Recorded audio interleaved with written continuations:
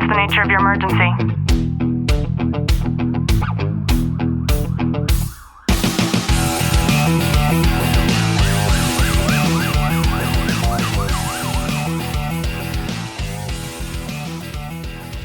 Welcome back to the Tactical Living Podcast. I'm your host, Ashley Wilton, joined by Sergeant Wilton. Glenn, how are you? I'm good.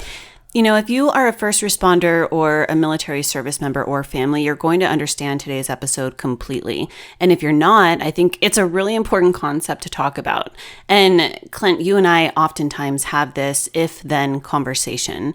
And what that is usually derived from is when something catastrophic happens in your field of work, it allows us to kind of sit down and then ponder. And you put yourself in the situation of how tragic the reality can be based on the work that you do. And usually when that happens, we have these, if this happens to me, then this conversation. And many times it would be something along the lines of, I remember one time you had talked to me about like never allow somebody like Kamala Harris to come to my funeral, like those types of conversations. This was long before she, made herself a drunk, a public drunk, I guess. And I think it's important to understand this can impact not only you, but of course your children. And a lot of people don't want to have those difficult conversations because they are difficult to be able to have, but I think it's so important too.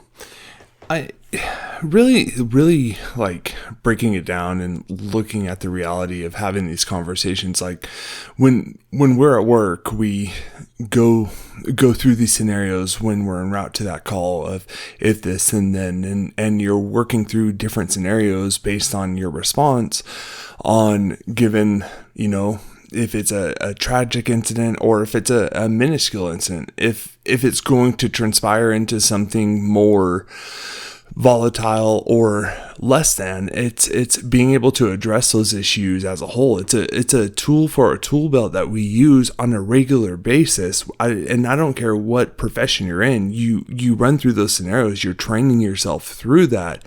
Why not use that in your personal life too? Yeah, and the truth is that as a parent, you do everything you can to protect your child, right? I can say that as a child and not as a parent because I remember all of the things that my parents did and didn't do as a form of protection. And the truth is that there could be a lot of unspoken questions that your child might carry, but they just never ask. And I think it's important to kind of delve into some of this because it might help them to be able to feel a little bit more secure and less scared, even if it's not something that you guys talk about openly. And one indication of this type of fear might be something like what if questions. So an example could be, what if you get hurt? Or what if there's a bad guy? This could be some kind of signal of underlying anxiety. And it might also be a subtle request for reassurance. Yeah, and it's being able to not dismiss those questions and just push it off, because don't be so analytical that you can't respond to it. Is work through that scenario in your own head leading up to that, because inevitably it will happen. Having those conversations with your spouse, with your kids is very important, because there is an anxiety associated to whatever your profession is, and you want to be able to delve deeper into it. Another example of this is a child might avoid the topic related to your work altogether. So they might change the subject, or they might leave the room when you start talking about the job. And this might indicate an underlying fear or even emotional overload. Being able to have those tough conversations with especially your kids is one of those things. Like, you want to bring that into a sense of normalcy for them and put them at ease, because you might not necessarily recognize that this is going on. And I think that's kind of that first step in noticing if they're avoiding those questions. It's not that they don't care. It's there might be something deeper that's going on with it. Something that I've noticed is a lot of moms in particular, if it's the dad that's leaving for work, they vent online and they talk about things like clinginess or tantrums or even this sort of emotional shutdown right before the other parent leaves for work. And a lot of the times this might reflect some sort of separation anxiety or even a fear of loss. And I remember when I was younger, my dad used to work in LA, and he would drive 2.5 hours to work and then 3 to 5 hours coming home in LA traffic. That's not an exaggeration for those who don't live in California. And I remember that separation anxiety that I had, and always the what ifs, especially because he drove, right? And I mean, my dad used to smoke, and I remember one time him telling me a story about driving on the freeway and then looking in his side mirror and then noticing that the entire back of his truck was on fire. And I guess he was smoking and he threw a cigarette out the window, but it landed in the back of his truck and it like lit everything up. And he was able to extinguish everything. But those types of things created a lot of fear. And when it's like a random off the wall thing like that, and it still created anxiety in me as a child, just to imagine what it's like for a child who has a parent who goes to work every day where the stakes are much higher. Yeah, and it's being able to really delve into that question with them and have those conversations, because it may not impact you per se, and it's something that's your normalcy, they might not have that understanding or comprehension of it. Another thing too is that kids might seem like they're super proud, and yet they're really quiet. And maybe they tell others that you're a hero, but then they really hardly ever ask you questions about what it is that you do for work. This might show adoration, but it might also show a sense of mixed, or I guess confusion about what it is that you do for work. Yeah, and I think one good way to relieve some of their anxieties associated to it is bring them to work with you one day. And I'm not saying like take them out on a ride along or anything like that, but take them to the station, take them to your firehouse, wherever it may be, if you have the opportunity to do so, and expose them to what it is that you see on a daily basis, because then they're able to use that imagery to create that story in their head. Yeah, and so I think we should start with what they can understand and not what you experience. So you can tailor the messaging based on their appropriate age and their emotional capabilities, and then keep it really clear and really simple.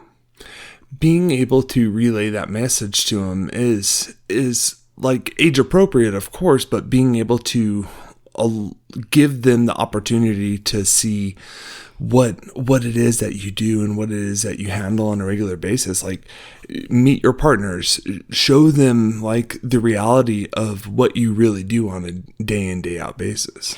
In my experience, the really good officers, the really good soldiers, they're the ones that do not like to kind of boister their skills, their abilities, what it is that they do for work. And because of that, it might limit the conversations around purpose. But I think it's really important to talk about purpose and not just the risk that relates to your job. You know, it's really funny. I just had a conversation with one of my partners about this. Is the more showboating, the more this story sharing and look what I've done, or I've done this before. It actually goes into the deeper thing is this person's not confident in their capabilities, and it's being able to bolster them up in that instance. A lot of the times when we don't talk about certain things, then as a kid, it makes us feel like it's also not okay for us to ask questions about certain things. And I think it's so important to make sure that you're creating that safe space for kids to be able to ask anything that they need to, and anything that would allow them to feel like everything is okay. When I grew up, we were very much a traditional family, to where one of my chores was setting the table every night, and we would have dinner as a family pending that my dad got home in time to be able to. And that was the time that we had those deep and meaningful conversations together. And so, a lot of people don't, in all honesty, I don't know anybody that does it the way that I experienced it growing up. It's actually quite sad. And maybe as you listen to this, you're one of the rare few. But I think it's important that, regardless of how you create that space, to just make sure that there is something that is not only created, but that's also consistent. Yeah, being able to create that consistent and regular kind of thing that you guys do as a family is super important, because stability is very key, especially for kids. Online, I have been seeing a lot of different child-oriented books as it relates to these types of professions, and we can use that as a fantastic tool to be able to kind of role play or demonstrate things in a way that kids can actually process.